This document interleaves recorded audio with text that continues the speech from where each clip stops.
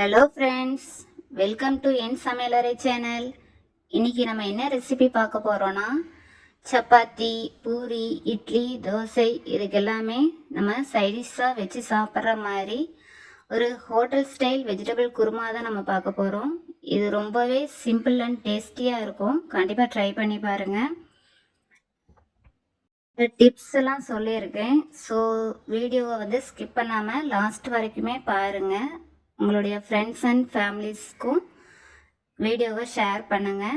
சேனலை மறக்காமல் like and subscribe பண்ணுங்கள். வாங்க ஃப்ரெண்ட்ஸ், இந்த ரெசிபியை எப்படி செய்யலான்ட்டு பார்க்கலாம். நான் இன்றைக்கி இந்த ரெசிபியை குக்கரில் தான் செய்ய போகிறேன். ஸோ குக்கர் எடுத்திருக்கேன். குக்கர் ஹீட் ஆனதும் அதில் தேவையான அளவுக்கு ஆயில் ஆட் பண்ணிக்கோங்க. அது கூடவே ஒரு அரை ஸ்பூன் அளவுக்கு நெய் ஆட் பண்ணியிருக்கேன். அது நல்லா ஹீட் ஆனதும் அது கூட ஒரு பிரியாணி இலை, ஒரு பட்டை, 3 ஏலக்காய், 3 கிராம்பு, ஒரு கல்பாசி, கொஞ்சம் சாவித்திரி இது எல்லாமே ஆட் பண்ணிக்கோங்க. அது நல்லா எண்ணெயில் பொரிஞ்சு வரட்டும். இது கூடவே ஒரு டீஸ்பூன் அளவுக்கு ஜீரகம் ஆட் பண்ணிக்கோங்க.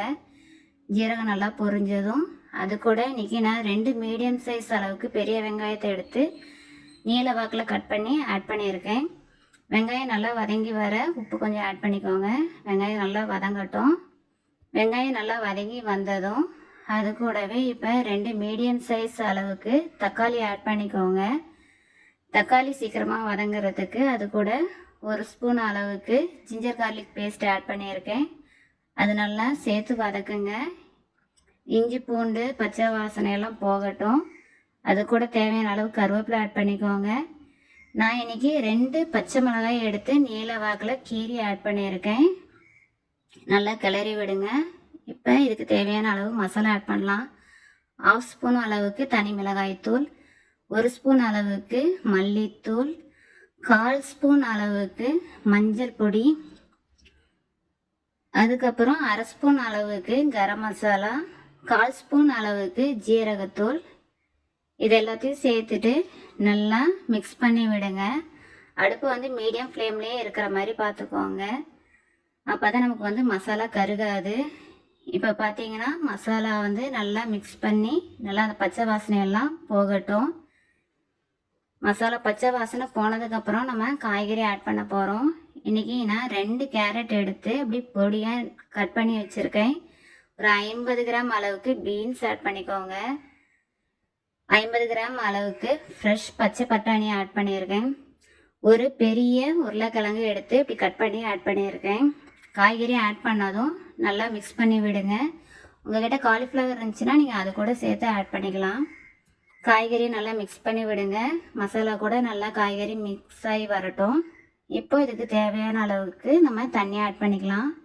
நான் இன்றைக்கி ஒரு 1/4 லிட்டர் அளவுக்கு தண்ணி ஆட் பண்ணியிருக்கேன். நல்லா மிக்ஸ் பண்ணி விடுங்க. காய்கறி நல்லா வேகட்டும். காய்கறி வேகிற நேரத்தில் நம்ம ஒரு தேங்காய் பேஸ்ட் ஒன்று ரெடி பண்ணிட்டு வந்துடலாம். ஒரு மிக்ஸி ஜாரில் கொஞ்சமாக தேங்காய் எடுத்துக்கோங்க. அது கூடவே 2 டீஸ்பூன் அளவுக்கு கசகசா ஆட் பண்ணிக்கோங்க. அது கூடவே ஒரு டீஸ்பூன் அளவுக்கு சோம்பு எடுத்துக்கோங்க. கூடவே ஒரு 5-6 முந்திரி பருப்பையும் சேர்த்து நல்லா கொரகொரப்பாக முதல்ல அரைச்சிட்டு வந்துடலாம். இப்படி இருக்கும். இந்த ஸ்டேஜில் கூட கொஞ்சம் தண்ணி ஊற்றி நல்லா ஃபைன் பேஸ்ட்டாக நம்ம அரைக்க போகிறோம். இப்போ பார்த்திங்கன்னா நமக்கு தேங்காய் விழுது நல்லா ஃபைன் பேஸ்ட்டாக கிடச்சிருக்கு. இது ஒரு ஓரம் இருக்கட்டும். காய்கறி இப்போ வெந்துட்டுருக்கு. பார்த்திங்கன்னா நல்லா வெந்து வருது. இப்போது நம்ம அரைச்சி வச்சுருக்க தேங்காய் விழுதை ஆட் பண்ணிக்கலாம். ஆட் பண்ணிவிட்டு நான் மிக்ஸி ஜாரை கழுவி இன்றைக்கி அந்த தண்ணியை தான் ஆட் பண்ணியிருக்கேன். அந்த தண்ணியே அதுக்கு போதுமானதாக இருக்கும். நம்ம சப்பாத்தி பூரிக்கெல்லாம் சொல்லும்போது அது வந்து கொஞ்சம் திக்காக இருந்தால் தான் கிரேவி நல்லாயிருக்கும். இப்போ நம்ம உப்பு காரம் எல்லாம் சரியாக இருக்கான்னு செக் பண்ணிக்கலாம். காரம் ஓகேவாக இருக்குது, பட் உப்பு கம்மியாக இருக்கிறனால நான் உப்பு கொஞ்சம் ஆட் பண்ணியிருக்கேன். இப்போ நல்லா மிக்ஸ் பண்ணி விட்டுருங்க. நல்லா கொதித்து வருது இல்லையா? இந்த ஸ்டேஜில் நம்ம ஒரு 200 மில்லி அளவுக்கு நான் இன்றைக்கி பசும்பால் தான் காய்ச்சி ஆற வச்சது ஆட் பண்ணியிருக்கேன். நீங்கள் உங்களுக்கு வேண்டான்னா நீங்கள் தேங்காய் பால் கூட ஆட் பண்ணிக்கலாம். தேவையான அளவு மல்லித்தழை சேர்த்துக்கோங்க. நல்லா மிக்ஸ் பண்ணி விடுங்க. நம்ம தேங்காய் பால் சேர்க்கறனால கிரேவி ரொம்ப டேஸ்ட்டாக இருக்கும். கண்டிப்பாக ட்ரை பண்ணி பாருங்கள்.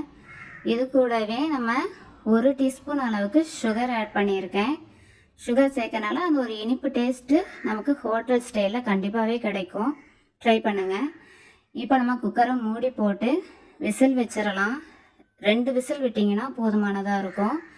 இப்போ குக்கரை திறந்து பார்க்கலாம். சூப்பரான மணமணக்கும் ஹோட்டல் ஸ்டைல் வெஜ் குருமா தயார். கண்டிப்பாக ட்ரை பண்ணி பாருங்கள். நான் நல்லா மிக்ஸ் பண்ணி கொடுத்து பாருங்கள். இந்த அளவுக்கு நமக்கு திக்னஸ் இருந்தால் சப்பாத்தி பூரிக்கலாம் சரியாகவே இருக்கும். தோசை, இட்லி எல்லாத்துக்குமே இது கரெக்டான சைடிஷாக இருக்கும். கண்டிப்பாக ட்ரை பண்ணி பாருங்கள். சேனலை மறக்காமல் லைக் அண்ட் சப்ஸ்கிரைப் பண்ணுங்கள். உங்களோட ஃப்ரெண்ட்ஸ் ரிலேட்டிவ்ஸ்க்கும் ஷேர் பண்ணுங்கள். தேங்க்ஸ் ஃபார் வாட்சிங். பாய்.